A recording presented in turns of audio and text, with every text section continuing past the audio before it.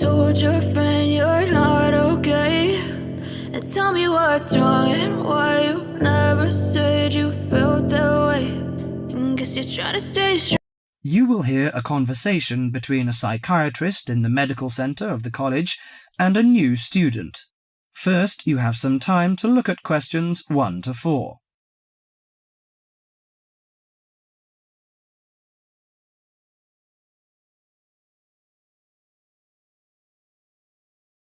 Now listen carefully to the conversation and answer questions 1 to 4.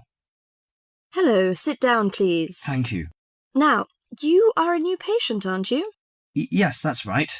Okay, so I'd better get some basic details down first. Right, we'll start with your name. Martin Hansen. Do you spell that S-O-N or S-E-N? Hansen. Okay, and you're a first-year student? Yes, I am. Study in? Electronics, actually. I hope you enjoy it. Thanks. And your address? 2805 Hesperian Avenue, Hayward. 2805 and Hesperian. Yes, that's Hesperian. Hayward, Hayward. And your phone number? 734-246-55. 734-264-55. No, you got the 6 and the 4 the wrong way round. It's 246-55. Huh? Sorry, right. And, when were you born? The 15th of June, 1986. Here in New Zealand? No, I was born in Sydney.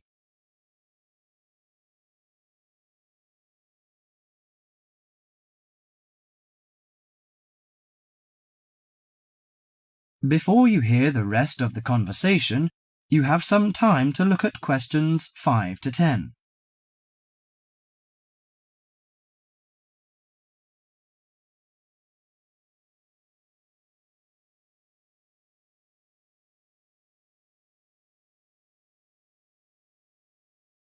Now listen to the conversation and answer questions 5 to 10. Good. So, what's your problem? Well, frankly, I wonder whether it is a problem. I get the blues, and it lasts for quite a while. I don't know how to... Yes, we all feel sad or get the blues now and again. Generally, our sadness lessens in time, and with the support of friends. However, if the depression leads to difficulty in thinking and greatly disrupts your daily routine, it can be evidence of a psychiatric problem. What do you feel exactly? I always feel sad and worthless. I find it hard to fall asleep and wake up early in the morning. How long has it lasted? Nearly half a month. Do you feel fatigue or loss of energy? Or you may have lost interest or pleasure in usual activities? Yes, sometimes. At first I thought I could overcome it by myself, but I failed, and I'm so glad that you came here.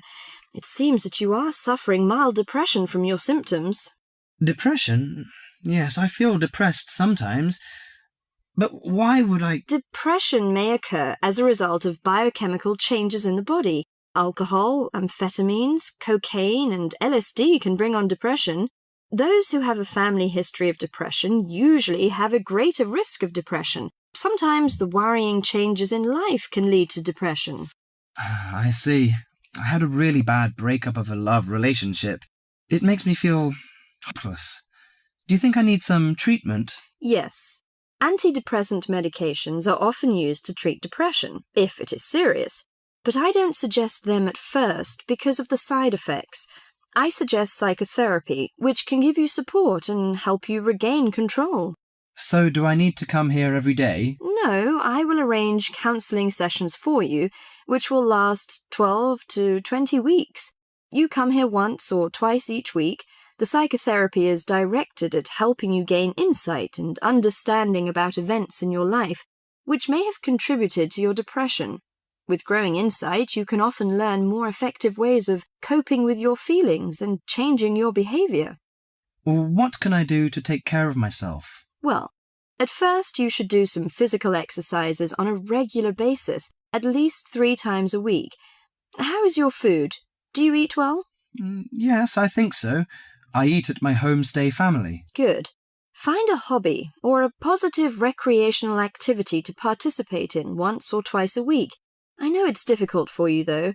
When you feel it's hard to overcome the depression, come to the counselling session. Remember, ask for help if the load is too heavy to handle. Yes, I'll try. So, when will my counselling session begin? I'm going to arrange that for you. That is the end of part 1. You now have half a minute to check your answers.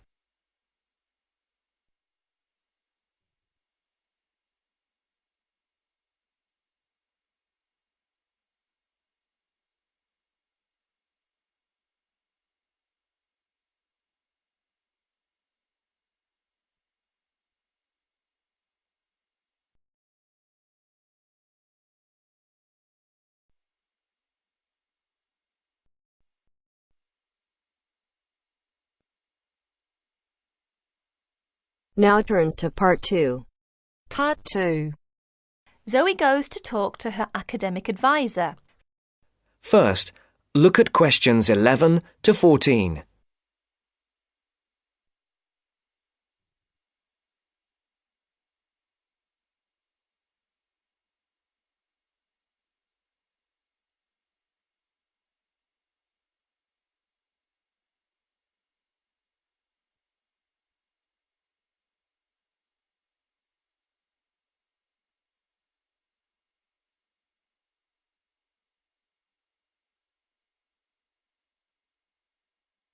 Listen carefully. How are you getting on, Zoe? Feeling at home yet?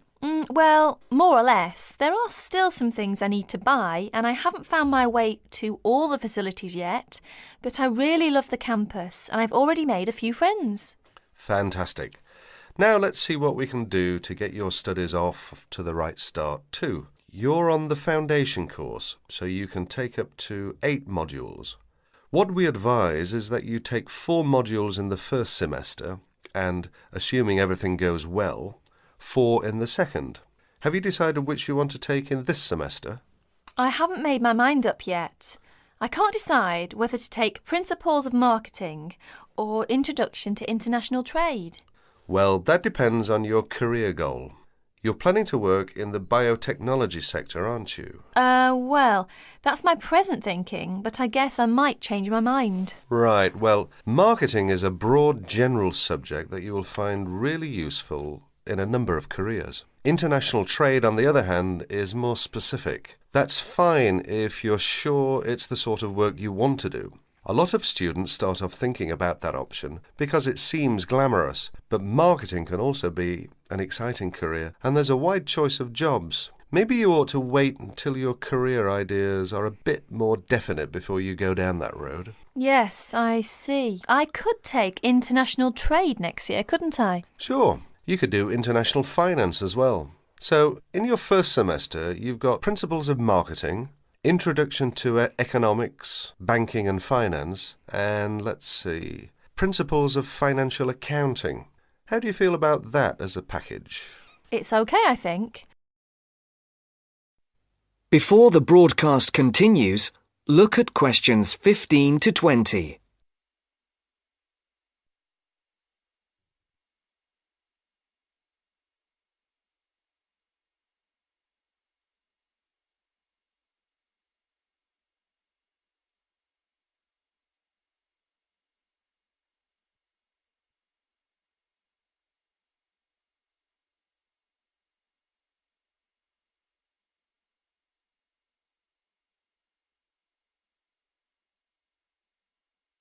You will now listen to the second part of the talk.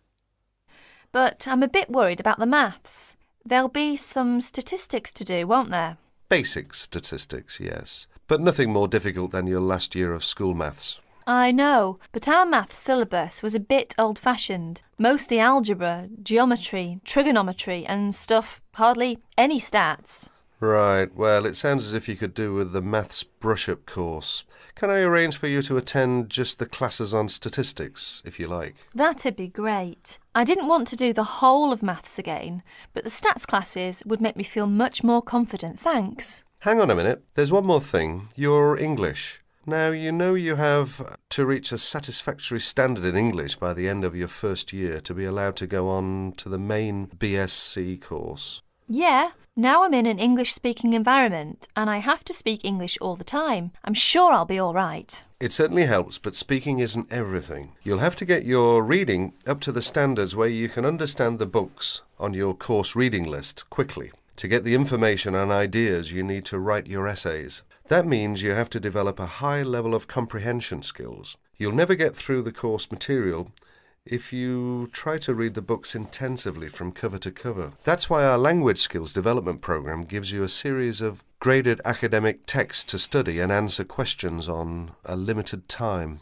You'll probably find it hard at first, having to work against the clock without a dictionary. How can I improve my skimming and scanning skills? Good question. For that, you'll have to do a range of specially designed exercises. Sometimes these will be from a transparency, because it is often how the lecture material is presented. Sometimes I think I'll never learn all the vocabulary. English is such an enormous language.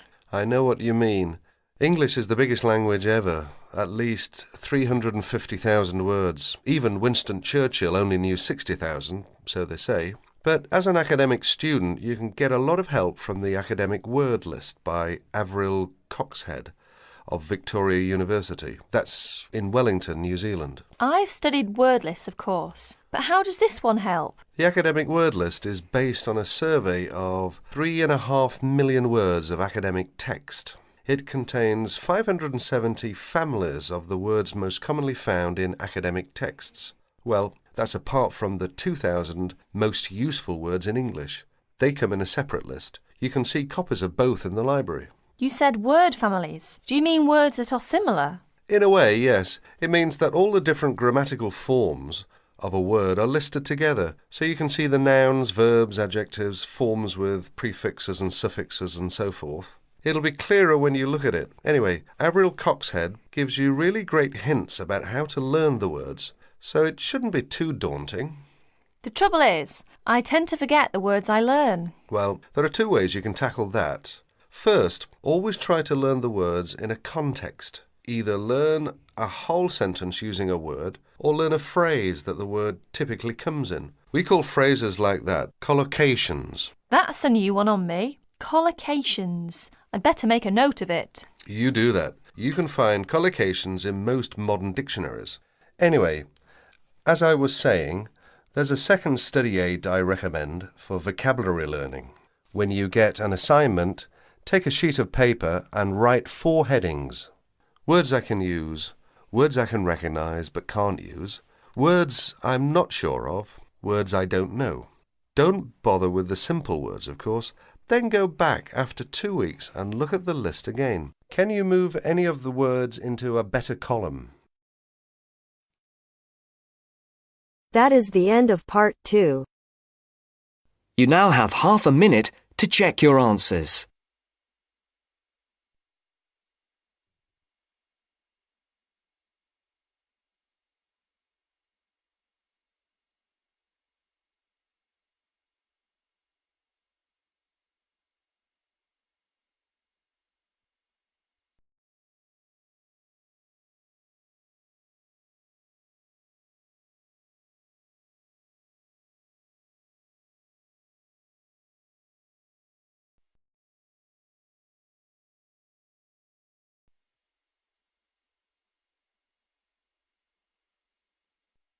Now turns to part 3. Part 3. You will hear 2 engineering students, a woman in her 6th year called Linda and a man in his 5th year called Matthew, discussing the benefits of student work placements. Before you listen, you have some time to look at questions 21 to 26.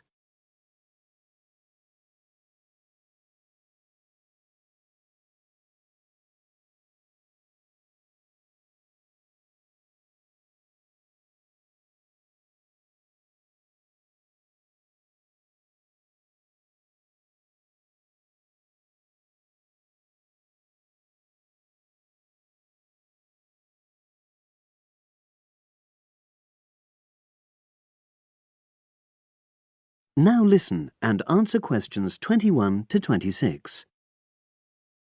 Hi, Linda. Can you spare a few minutes? Hello, Matthew. No problem. I just wanted to talk to you about temporary work placements. I've never really thought there was a good reason for doing one. I've got some savings, so I don't really need the money at the moment. But I've had an email from the university about a vacancy that looks quite interesting. You did a placement last year, didn't you?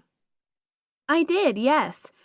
In my case, I wanted to find out if I was making the right career choice before I began applying for permanent jobs. I thought I wanted to work in car manufacturing, but I wasn't sure, so I applied to Toyota. What was the application process like? Lengthy. There were a lot of different parts to it. The dullest one was a psychometric test. You know, when you have to answer loads of questions about yourself. And you're trying to guess what's the best thing to say. Yes. Then there was an activity that we did in groups, which I found really fascinating. Engineers are renowned for being a bit unsociable, but I thought we made a great team. And we had an individual task too. We had to sort through various business documents and prioritize them. It was just like what you have to do as a student, really, just with different content. What exactly were you doing on the placement? I was helping to design some diagnostic software to identify any waste in the car assembly process. Do you mean waste of materials? No, time. Anything that can speed the process up helps to cut costs. How did the work placement compare to being a student? Was it hard work? Yes, it was. I'd had full-time work before. I've done various unskilled jobs during university holidays, and some of those involve long hours. So I thought I'd find it easy. I was wrong, though. I think when you're on placement, you're always trying to prove yourself. So you push yourself hard to succeed? Yes. But I got a lot of support from my employers. They were always helpful. And then, at the end of the placement, I was given formal feedback. Do you mean on your engineering ability? Well, no. I didn't really need that because we had team meetings every other day. And so I had the chance to discuss technical issues and ask about anything that wasn't clear. The evaluation was about general workplace things, like organizational ability, initiative, that sort of thing. I get the impression you think you benefited from the placement. Well, the best thing is that they've offered me a job for next year. Depending on my exam results, of course, but still. A permanent one? Yes. But apart from that, I learned so much.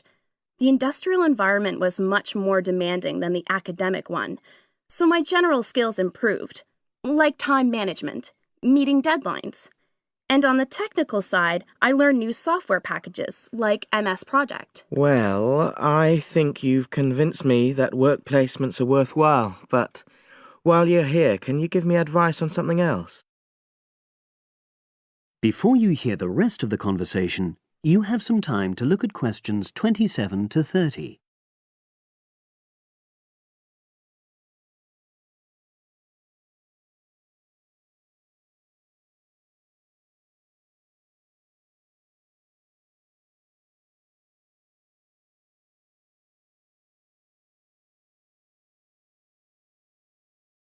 Now listen and answer questions 27 to 30.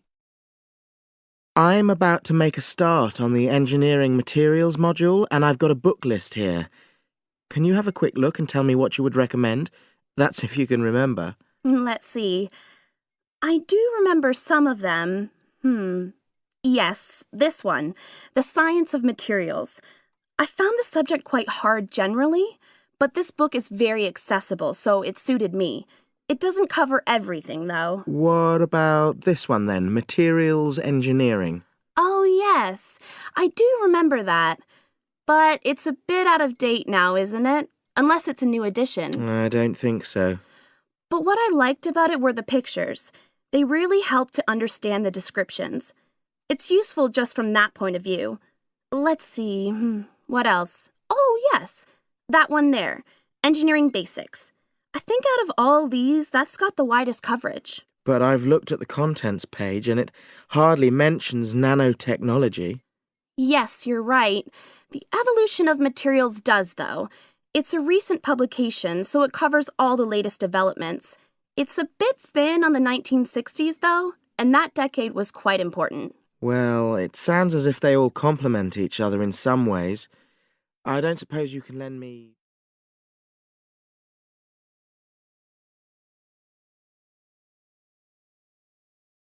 That is the end of part 3. You now have half a minute to check your answers.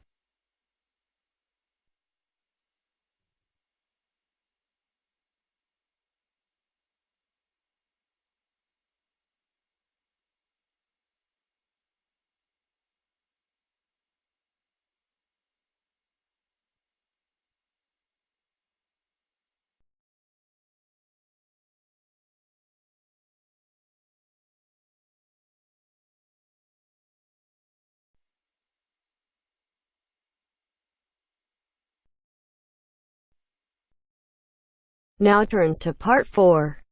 Part 4. You will hear a talk about the pitfalls and pleasures of being a postgraduate student. Look at questions 32 to 37.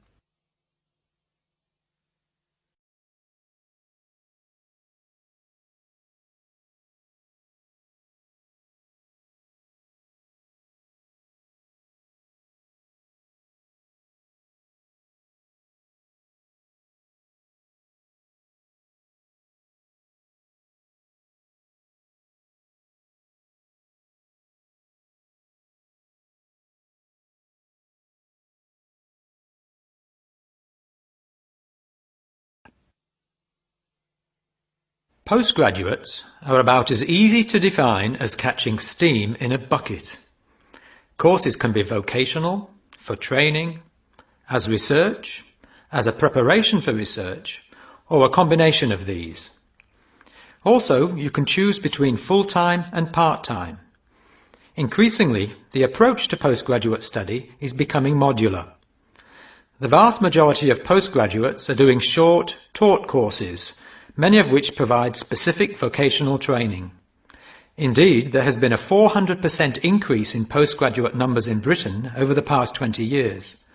Current figures stand at just under 400,000. People undertake postgraduate study for many reasons. These may be academic, intellectual challenge, development of knowledge; vocational, training for a specific career goal; or only vague, drifting into further study. It is essential that you determine the reasons you want to become a postgraduate. If you have clear goals and reasons for studying, this will enhance your learning experience and help you to remain focused and motivated throughout your course. Where you study should be based on much more than the course you want to do. For some courses, you're likely to be there for several years, and it is important that you are happy living there. Check also what type of accommodation is available and whether the institution provides any housing specifically for postgraduates. Choosing an institution and department is a difficult process. To determine quality, do not rely on the reputation of an institution, but find out what the ratings are from the most recent assessment exercises. Find out about the staff, their reputation, competence, enthusiasm, and friendliness. Visit the department if possible and talk to existing postgraduates about their experience, satisfaction, comments, and complaints. Be very careful to check how they feel about their supervisors. Also, check what facilities are available, both at an institutional level, for example libraries, laboratory and computing facilities, and in the department, for example study room, desk, photocopying, secretarial support, etc. Everyone will have their own priorities here. I am always anxious to check the computer support available and regard it as slightly more important than library access. Your working environment and the support available to you plays an essential part in making your work as a postgraduate a positive experience. Life as a postgraduate can be very different to your other experiences of education. Things that can distinguish your experience are the level of study, independence of working, intensity of the course, the demands on your time, and often the fact that you're older than the majority of students. These factors can contribute to making you feel isolated. However, there are several ways you can make sure that this is either short-lived or does not happen at all. Many student unions have postgraduate societies that organise social events and may also provide representation for postgraduates to both the student union and the institution. Departments can also help to create a sense of identity and community, and often have discussion groups available. Don't be afraid to talk to staff about any difficulties you might be having.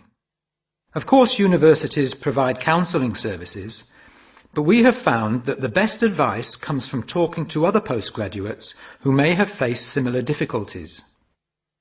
Look at questions 38 to 40.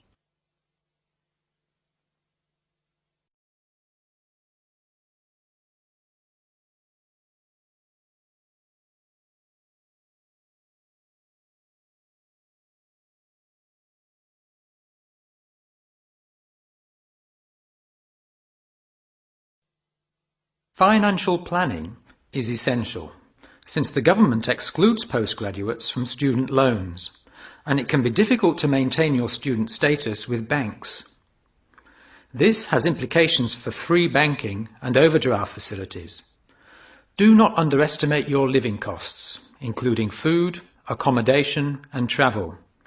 And be careful not to budget for everything except a social life.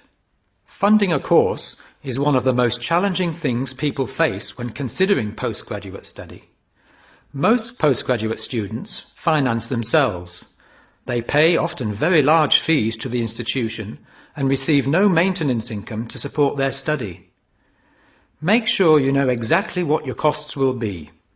Institutions often hide extra fees, like laboratory costs, behind the headline fee rate advertised. Funding can come from various sources: research councils, charities, trust funds, institutional scholarships, local education authorities, and professional bodies and organisations all offer various levels of funding. As I said before, the government excludes postgraduates from student loans, so it is essential you look to other sources. Career development loans are available from high street banks. The best advice on funding is to be proactive, persistent and patient. The postgraduate community in Britain is multinational, has a wide range of experience of life and work, and an exciting mix of goals, both career and academic. Being a postgraduate student should be a productive and fulfilling thing to do, and you will become part of a diverse and motivated social group. That is the end of part 4. You now have half a minute to check your answers. I know you told your friend you're not okay, and tell me what's wrong and why you never said you felt that way. And guess you're trying to stay strong and fake a smile until I look away. But I've known you too long, it hurts to watch your blue eyes fade to grey as you fade away. 8 plus pen vocabulary for writing and speaking, and the first word is commuters. Commuters mean passengers, and you can use it. Making public transport more comfortable and convenient will attract more commuters, mean more passengers, and decrease traffic congestions. Nice. Second word is congestion. Congestion means crowd or traffic jam, and you can use it. The more commuters are committed to travel on public transport, the less congestion occurs on city street. Very nice sentence. Sentence number 3, word number 3 is revenue. Revenue means money collected, and you can use it. The additional revenue of public transport can be utilized for better amenities, for the development of better road, and for the improvement of other infrastructure of the nation. Nice. Next word is conventional. Conventional means traditional, and you can use it. The education system followed in my country, India, is more conventional than progressive. And the next word is job oriented. Job oriented is a nice phrase, nice word, and job oriented means job promoted. and you can use it. Education should be value based, job oriented, and student centered. That's all. Thank you very much.